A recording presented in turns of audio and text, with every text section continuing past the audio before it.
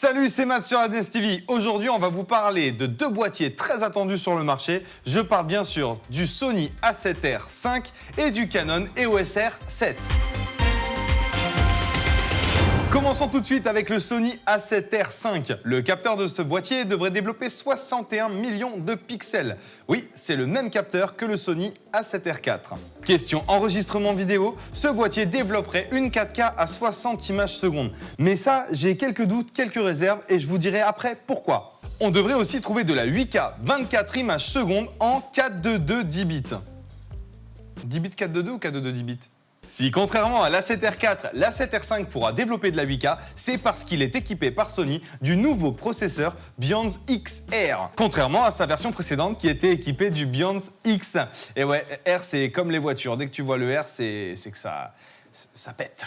En gros, pour la faire courte et que vous captiez le délire, le Beyond XR devrait être 8 fois plus puissant que le Beyond X. 8 fois. Question photo maintenant.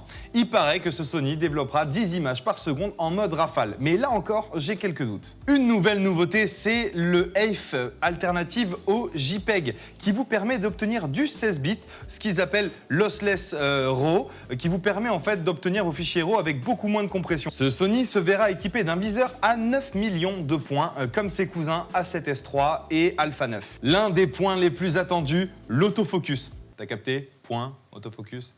Il est content. Il a fait sa blague de merde, il est content. Sony laisse entendre que cet A7R V sera équipé du 759.PGAF Real-Time Tracking. Ouais, j'ai des cousins en Amérique. En gros du gros, l'autofocus vous permettra un tracking en temps réel sur les yeux humains, animaux, mais rien de précisé pour les voitures. Nous savons déjà que l'écran de ce boîtier sera LCD et tactile, mais il paraît en plus qu'il sera pivotable. Nous devrions retrouver les mêmes menus que dans l'A7S III et dans l'Alpha One, menu qui est, si je peux me permettre, beaucoup plus ergonomique et bien plus intuitif. Je n'ai pas réussi à avoir de bonnes infos sur les supports d'enregistrement. Est-ce que ce seront des SD cards? Est-ce que ce seront des CF Express type A? On n'a pas plus d'infos que ça. Alors si jamais vous en avez, vous avez une rumeur valide, c'est un peu con de dire rumeur valide, mais on va dire rumeur valide. Surtout, laissez-le nous en commentaire et comme ça, on pourra le rajouter. Et vous aurez toute notre gratitude. D'après certaines rumeurs et quelques oui-dire de Sony, ce boîtier devrait être le concurrent direct du Canon EOS R5. J'émets quelques réserves encore une fois et c'est là que j'ai un souci avec le 4K 60 images secondes et le 10 images en mode rafale en photo. Parce que le Canon EOS R5, lui, développe bien 4K 120 images secondes et 20 images par seconde en mode rafale. Alors, peut-être que Sony veut laisser couler les rumeurs pour venir s'aligner et en même temps, d'un côté, je me dis que c'est possible parce que sinon, quel est l'intérêt de mettre un processeur Beyond XR à part pour la 8K? Ça servirait à rien, ça serait une perte d'argent et une perte d'argent.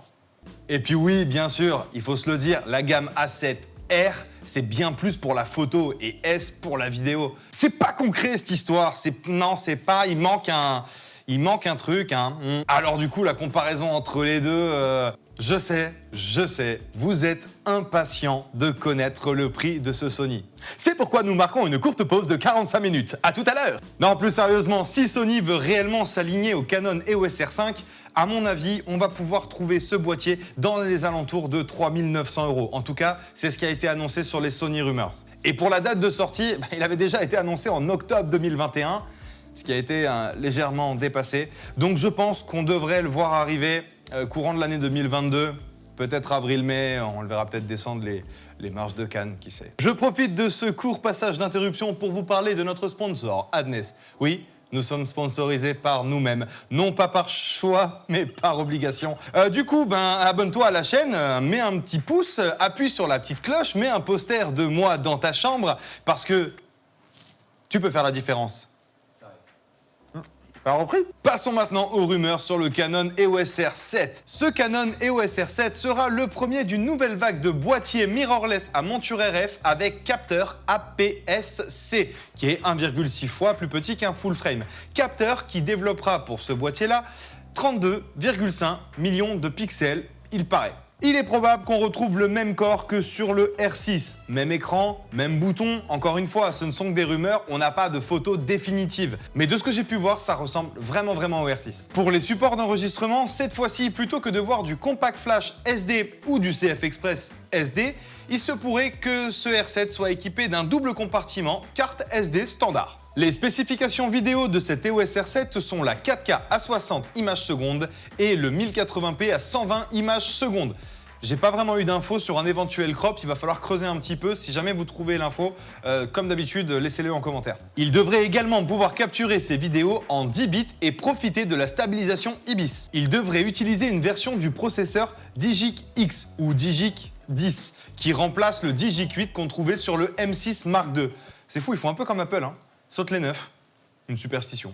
D'après Anecdote Canon, ce boîtier est destiné directement au sport, à la faune et à la vidéographie. Le processeur DigiX ou Digi10 devrait améliorer la détection automatique de l'œil humain ou de l'œil animal. Mais nous ne savons toujours pas s'il y aura une amélioration des 143 points de détection qu'on trouvait sur le M6 MK2. Ce boîtier devrait remplacer le 7D Mark II qu'on trouvait à l'époque à valeur neuve à 1799 € TTC. Donc je pense que ça sera à peu près la même chose. Pour la date de sortie maintenant, waouh, c'est quand même vachement plus dur. Il était attendu courant 2021, il a été repoussé début 2022, toujours pas de nouvelles, on est toujours au stade de la rumeur, on n'a rien qui a été dévoilé, ça m'étonnerait qu'on le voit arriver début d'année. Donc si on voit arriver ce petit R7 dans nos magasins préférés, ça sera très certainement, très probablement, sûrement pour les fêtes de Noël. Ce que je pense, si quelqu'un en a quelque chose à foutre, c'est que l'EOS R7 va être un très bon boîtier pour débuter, pour les gens qui ont envie de se lancer dans la photo, se lancer dans la vidéo.